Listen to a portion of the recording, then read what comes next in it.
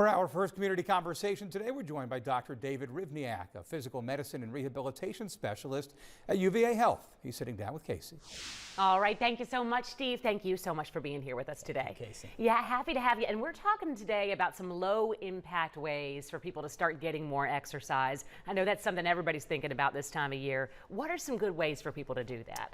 Yeah, so everyone comes up with New Year's resolutions and they want to change their routine and change their exercise routine. And oftentimes that ends them up in my office. But, I think using some low impact aerobic activity can be really helpful, both cardiovascularly and for your joint health. So biking, ellipticaling, walking, playing tennis, doing some light running. Those are all activities that are pretty safe and reasonable for people to start. Yeah, and there's a lot of different things you can do. Like you mentioned, what are some tips for safely starting a new fitness routine? A lot of people are kind of just starting from scratch, January 1st or 2nd. What are some tips for doing that safe and kind of easing into it? Yeah, so for a lot of people, they just kind of Google it and see what shows up. But I think using a reputable source like, UVA Health or a source that might have an exercise routine and how to do that safely. And I think it's all about moderation. So oftentimes people are a little quick to the trigger in terms of doing a little too much too soon, and that can oftentimes backfire if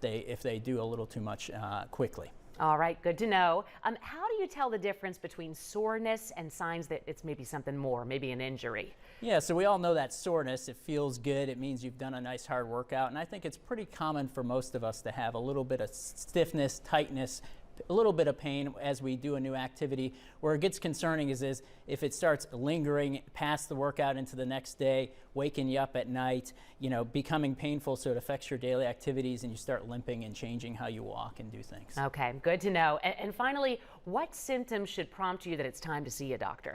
Yeah, I think when it starts to creep into your daily activities, when people are coming into my office and saying, hey, I barely get much sleep at night because of this pain, I find it's affecting my ability to play with my grandkids or do other things that are, bring them joy. So when it starts to affect that, I think it's time to at least get in with a physician who might be able to help. All right, good stuff. Anything else you want to add real quick before we go?